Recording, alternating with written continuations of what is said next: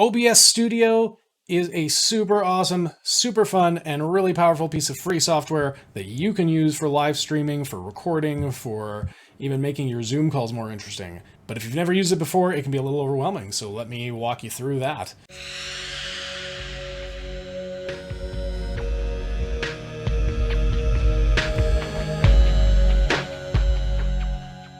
My name is Roman. I am the guy here at the Beardo Computes, and this is very likely going to be my first video that I post for the channel. So yeah, check it out, and as I'm going along, feel free to leave any comments, let me know what you think. Anyway, OBS Studio, yeah, great piece of software. What do you need to do? How do you get it started? What's the process here? Let's check this all out. Okay, so we're in the laptop, and I don't have OBS Studio installed on here yet. So go into the browser, and we're going to go up to obsproject.com, and I'm installing on Windows, so just click on that. It's going to install, save file, and I'm using Firefox, so any of my downloads are going to appear up here. I'll click that and run the file.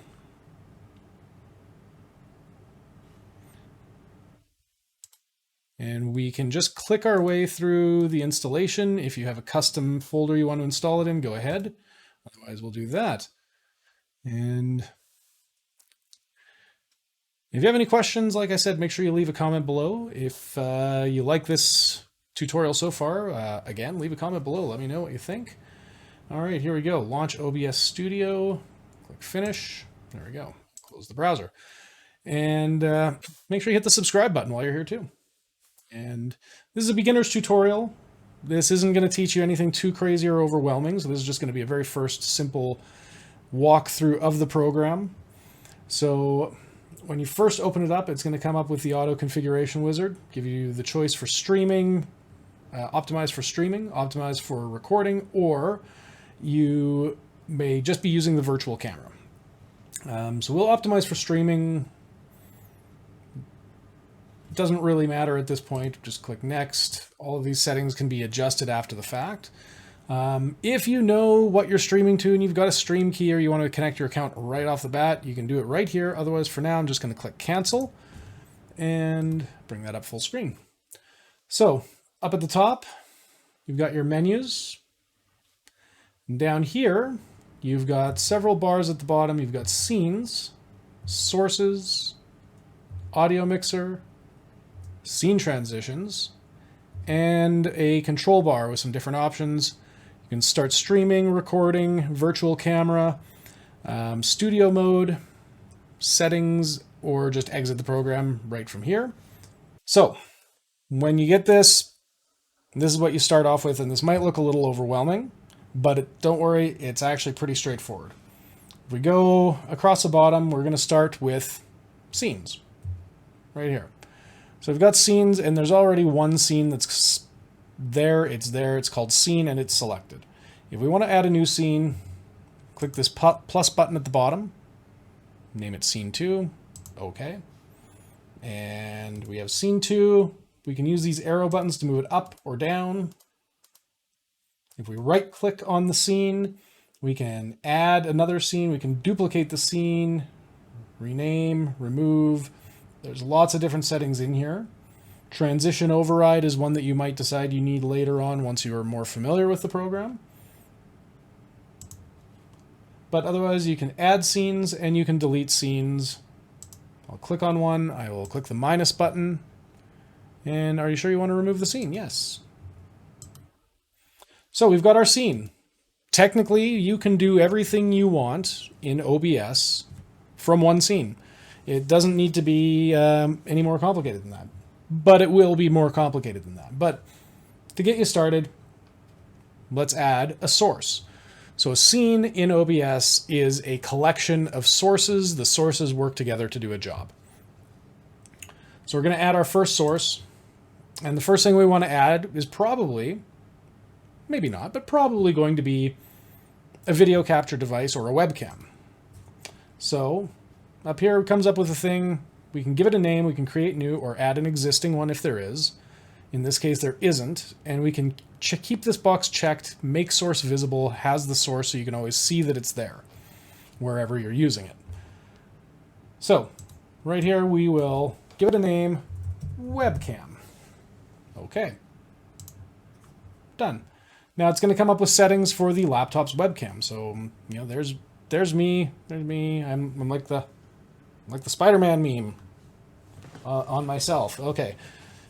I'm here all week. Thank you. So we've got the webcam. We can turn it off. We can activate it. If you have a problem where your webcam freezes up or kind of stalls or hangs on you, just try deactivating it, activating it again. Easy enough. You can configure the video if you need to change color, brightness, that sort of thing is going to be in there. And then other settings like your resolution, color space. And you might have software solutions that you're running your camera through. That's just going to be selected in device. So if I go in here, you can see that there is, you know, the camera. There's the virtual camera, which you can use as a camera choice.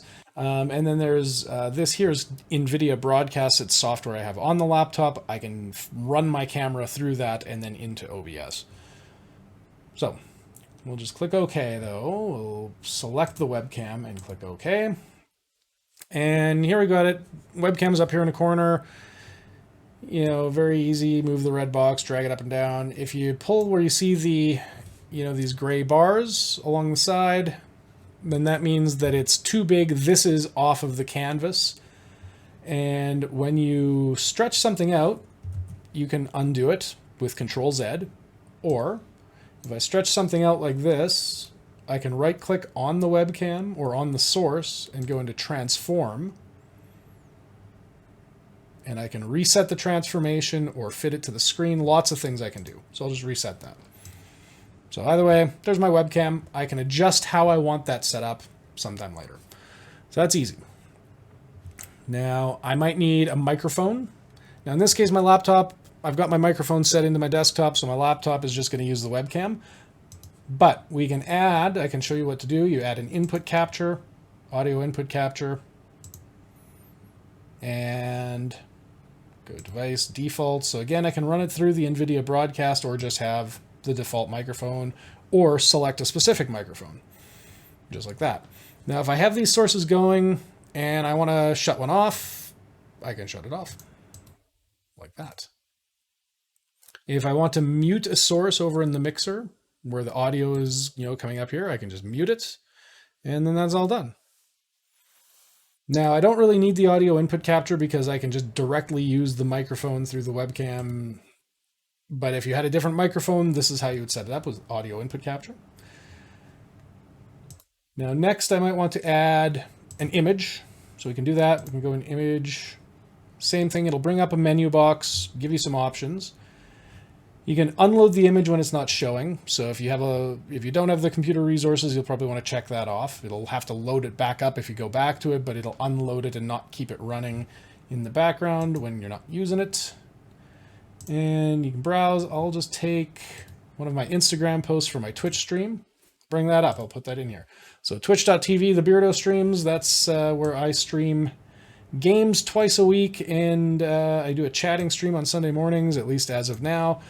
And I'll just put that over in the corner here, resize that. So we've got a picture, we've got a camera, we've got a microphone. What else? We might want to do a display capture. Is going to be another big thing people do. So let's just create a new display capture.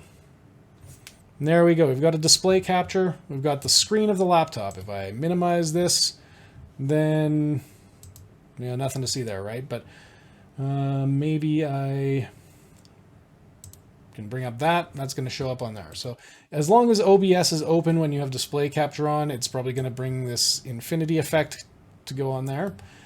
Now we can take these sources and I can drag display capture down to the bottom and drag webcam up to the top. And then that way, once I click off that, once I do that, then my webcam is in front and the display capture is in the back, so it's not taking up the entire scene.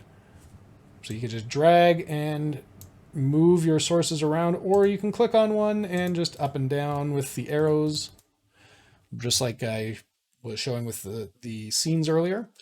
So that's another thing you can do. And if you don't want to be looking at that infinity effect that makes the screen pretty busy, we can just click that off. We'll click off everything right now. That's fine. And one other thing that is really common to do, if you do the display capture, it's going to do whatever's on your screen. You can do a game capture, and that's going to capture any full screen game.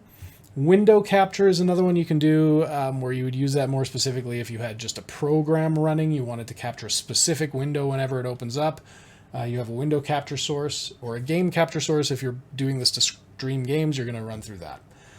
And otherwise, you can add a browser is another common thing that you might want to do. So you can create a new browser source, and when it comes up with the settings, I might go www.google.com, just like that. And you can adjust the size with the height and width settings, but otherwise we'll click OK. And then we have a browser window up here. I can resize that. So those are some of the things that you can add to a scene in OBS. You can set up as many scenes as you need, and you can put as many sources in a scene. There are great ways to organize scenes, which I can talk about in a future video, especially nesting scenes that allow you to make scenes within scenes, basically. So it's really kind of cool. There's so much stuff you can do with this amazing program. Now, the one last thing I should show you in these scenes is what do you need to do if you need to resize a window. So you've got a few options here. So let's close that. Let's make visible the webcam again.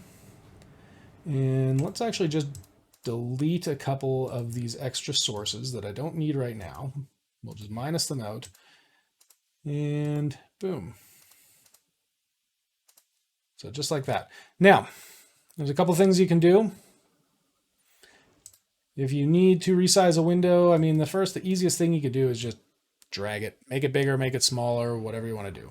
You can right click on the thing and go into the transform menu. You can rotate, you can flip, you can fit to the screen, stretch it, center it, whatever you want. If you don't like it, undo it.